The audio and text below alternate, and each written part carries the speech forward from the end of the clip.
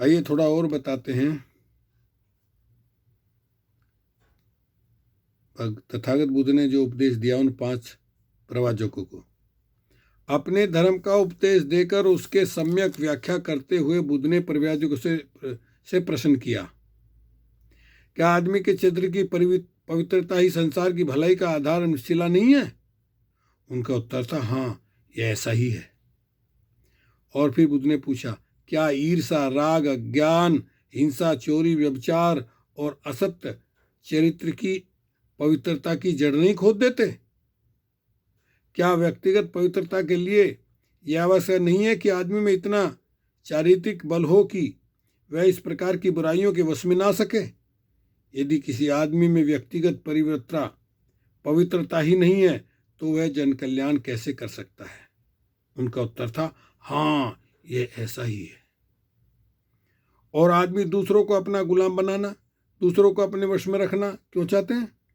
आदमी दूसरों के सुख दुख की ओर उदासीन क्यों हैं? क्या ये इसलिए नहीं कि एक आदमी दूसरे के प्रति योग्य व्यवहार नहीं करता? उनका उत्तर था, हाँ, यह ऐसा ही है।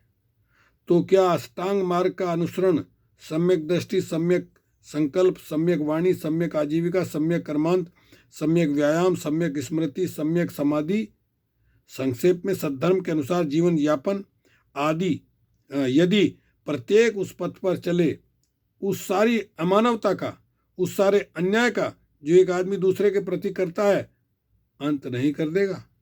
उनका उत्तर था, हाँ, ये ऐसा ही है। अब शील या सद्गुणों को उल्लेख करते हुए, क्या अभाव ग्रस्तों का अभाव दूर करने के लिए, क्या दरिद्रों की दरिद्रता दूर करने के लिए और सामान्य जन कल्याण करने के लिए ज्ञान आवश्यक नहीं है? क्या जहाँ कष्ट है वहाँ दरिद्रता है, उधर ध्यान देकर उसे दूर करने के लिए करुणा की आवश्यकता नहीं है? क्या निस्वार्थ भाव से काम करने के लिए निष्काम भाव की आवश्यकता नहीं है? क्या व्यक्तिगत लाभ न होने पर भी सतत प्रयत्न में लगे रहने के लिए उपेक्षा की आवश्यकता नहीं है? क्या आदमी से प्रेम करना आवश्यक नहीं है? उनका उत्तर था, हाँ। मैं एक कदम आगे बढ़कर कहता हूँ, प्रेम करना पर्याप्त नहीं है। जिस चीज की आवश्यकता है वह मैत्री है। प्रेम की उपेक्षा इसका क्षेत्र व्यापक है।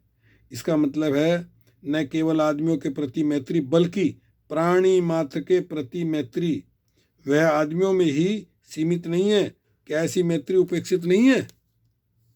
इसके लिए अतिरिक्त दूसरी कौन सी चीज है जो सभी आदमियों को वह सुख प्रदान कर सके जो सुख आदमी अपने लिए चाहता है? आदमी का चित्त पक्षपात रहित रहे, सभी के लिए खुला, सभी के लिए प्रेम, घृणा किसी से भी नहीं। उन सब ने कहा, हाँ, लेकिन इन सद्गुणों का आचरण के साथ प्रज्ञा जुड़ी रहनी चाहिए। इन सद्गुणों के साथ आचरण के साथ प्रज्ञा जुड़ी रहनी चाहिए। निर्मल बुद्धि। क्या प्रज्ञा आवश्यक नहीं? परिव्राजक मौन रहे।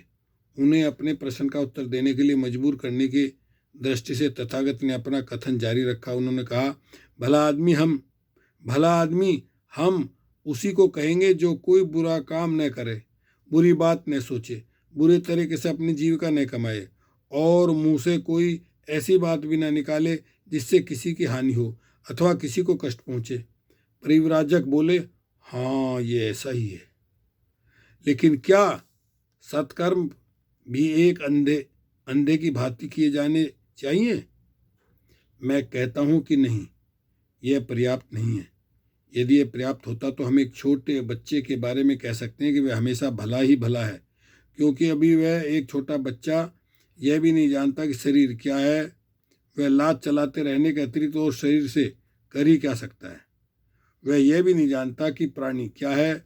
वह चिल्लाने के अतिरिक्त और उससे बुरी बात कोई कर ही क्या सकता है। वह यह भी नहीं जानता कि विचार क्या होता है। वह ज़्यादा से ज़्यादा प्रसन्नता के मारे किलकारी मार सकता है। वह यह नहीं जानता कि जीविकापार्जन क्या होता है।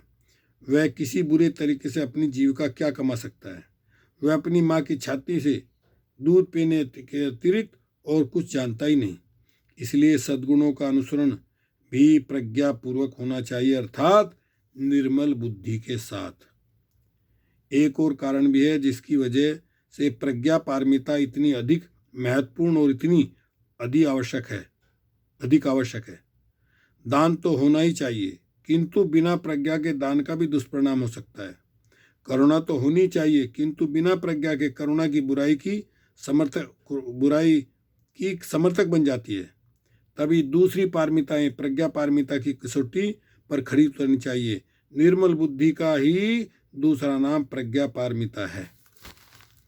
तो साथियों, चूंकि वीडियो लंबी हो जाती है फिर लोग देख नहीं पाते, इसलिए मैं इसको यही समाप्त करना चाहूँगा।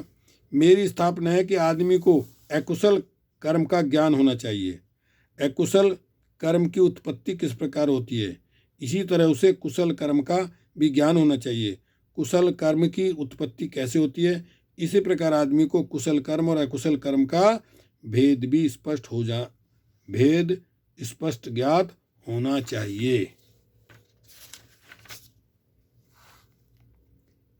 इस प्रकार के ज्ञान के बिना चाहे कर्म विशेष अपने को कुशल कर्म ही क्यों न चाहे, शुभ कर्म अपने में शुभ कर्म ही क्यों न हो, तब भी यथार्थ कुशल भाव का यथार्थानुभाव नहीं है। इसलिए मैं कहता हूं कि प्रज्ञा एक आवश्यक सद्गुण है। तब बुद्ध ने परिव्राजकों को इस प्रकार की प्रेरणा देते हुए अपना प्रवचन समाप्त किया।